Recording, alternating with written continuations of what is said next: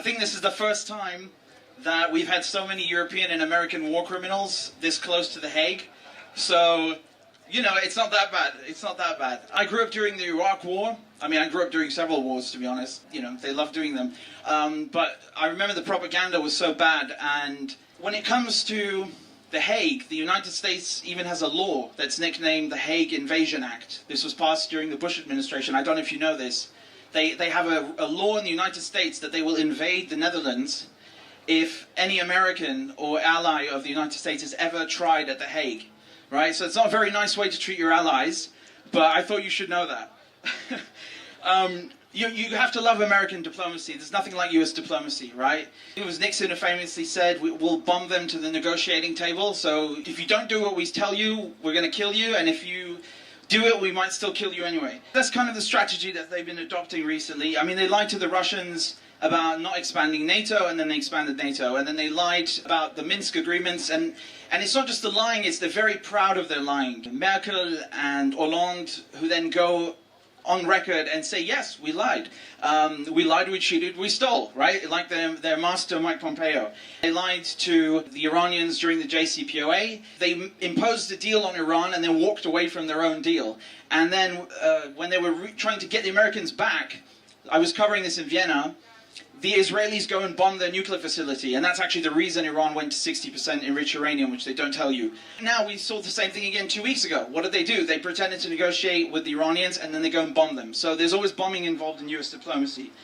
They lied about peace talks, again with Russia. You know, Boris Johnson went and sabotaged them in Istanbul, in Turkey, and then Donald Trump says, I'm going to end the war in Ukraine, and he lied about that too.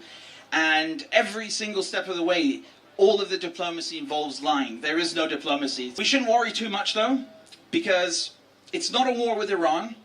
It's a war with Iran's nuclear program. You know, like the Japanese didn't declare war on the United States, they declared war on Hawaii. And whoever flew the planes into the Twin Towers was just attacking the Twin Towers, not America. So there's nothing to worry about. And the Secretary General of NATO said just a few days ago that he thinks bombing Iran is perfectly legal under international law. And he also said, I don't know if you heard this, but he said almost word for word that, you know, we should all be ready to suffer and die. Well, go on, mate. I mean, after you. You know, if Keir Starmer wants to start raising an army in England, which is what we're seeing right now, I'll go into the trenches and die when he puts on a uniform and goes first, okay? He wants to go and get some minerals from Ukraine? Go on. Go and get your kids and dress them up in battle fatigues and pick up a rifle, and we'll follow you when you do that, all right? We like to talk about democracy, but monarchies had they had one good thing, that the king always has to be in the front. When you start a war, you have to go fight it yourself. So, honestly, the only NATO...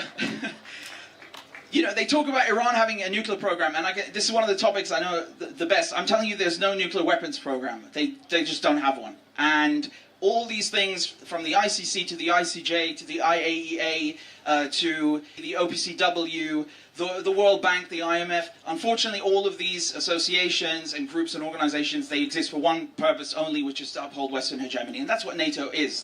NATO is basically the stick, and those are kind of the carrots. But either way, there's always a stick involved.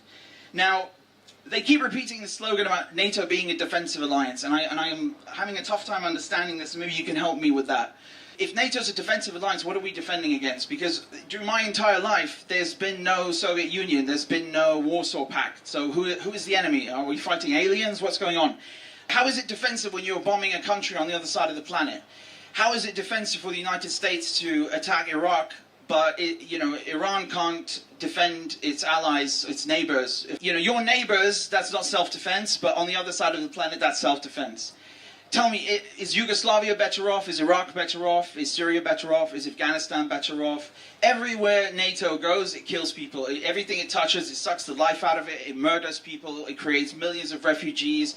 It breaks apart families. It kills people's dreams. It has brought nothing but death and destruction.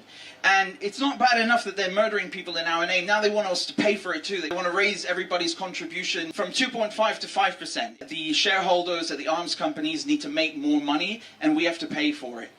NATO is a protection racket. You know, when the mafia come to you and say, you need to get protection or someone will throw a brick through your window, they're talking about themselves. That's what NATO's doing. It's an international protection racket. It's what mafias do on the block, okay? That's exactly what it is. It's nothing more. It's a way for the Americans to make money. And when they go and topple the government, they destroy the infrastructure, and then they dress up a new security force with American boots and American guns and American helmets like toy soldiers, and everyone is making a good buck over in Wall Street. That's what it's about. Now, I'll tell you one more thing. How is it that we have given billions of dollars to Ukraine and they're not winning the war? Because they keep saying that we just have to give them this aid package. We just need to pass these sanctions on Russia. How is that defensive exactly? Because it seems that even the diplomacy at play here, which is negotiated and orchestrated in collaboration, in close cooperation with NATO, it's like shooting ourselves in the foot. How is allowing your ally to blow up Nord Stream a good idea or an acceptable idea, and the cover-up that ensued after that? What kind of an alliance is that, where your friends come and blow up your energy infrastructure? I mean, this is beyond madness. This is beyond criminal negligence. There's something really, really, really wrong over here. And how is it defensive when you're allowing Israel to commit genocide, to steal land in the West Bank, to steal land in the Golan Heights, to steal land in Jerusalem, to steal land from Lebanon? What is defensive about that? Because remember, the United States provides the majority of the weapons. Next is Germany, and next is the UK. And those weapons are murdering children. They're murdering women. They're murdering men. They're killing people for sport at these aid distribution sites. They're telling them, come and get aid, and people are going out of starvation, out of necessity, and then they're blowing their brains out. They're killing them for sport, for game. What is defensive about that? Why are our weapons, why are these things being built over here and then shipped over there? There's something deeply, deeply messed up and wrong about this. And I'll tell you that Palestine Action, now being threatened, the Home Secretary is threatening to prescribe them. How dare she? The real terrorists are the ones wearing suits. The real terrorists work at Whitehall. The real terrorists are in Downing Street. You're going to tell me that spraying paint, is terrorism? Being a journalist is terrorism, but blowing up children is not terrorism. That's just, security. These people have the entire planet upside down. Everything is upside down with them. When they say defense, they mean offense. When they say security, they mean insecurity. When they say allies, they mean they're overlords. When they talk about us being terrorists, it's projection. They're talking about themselves. That's their conscience out loud, trying to project their guilt onto us. And we're not going to have it.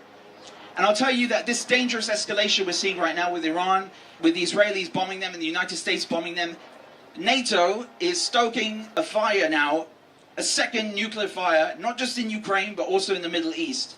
What on earth is defensive about that? How is it defensive when you send drones at the Kremlin? If you suggested that, if you were a CIA officer or someone working in the US government in the Cold War, and you said, let's go bomb the Kremlin, you'd be fired on the spot. You would be fired in the Cold War for saying something like that, because it's madness. We had better diplomats and more rational human beings running NATO in the Cold War than we do today. That is how low we have sunk. That is how crazy these people are. They're goddamn nuts. They have lost the plot. They have destroyed Europe's industry with sanctions. In Germany, in France, in the Netherlands, in the UK, gas prices are through the roof. Everyone is suffering. These people have lost the plot. They're goddamn insane. And the inmates are running the asylum. That's what's going on.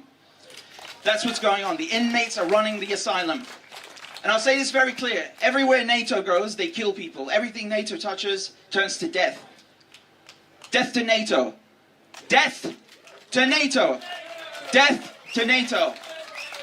Hands off the Middle East, hands off of China, hands off Iran, hands off of Russia. Pack up your bases and go home. Thank you, Richard. Oh, and before I forget, if you have seen this man, we're looking for a war criminal called Keir Starmer, okay? If you see him in the city, let me know. We'll take him over to The Hague. Thank you. Will do.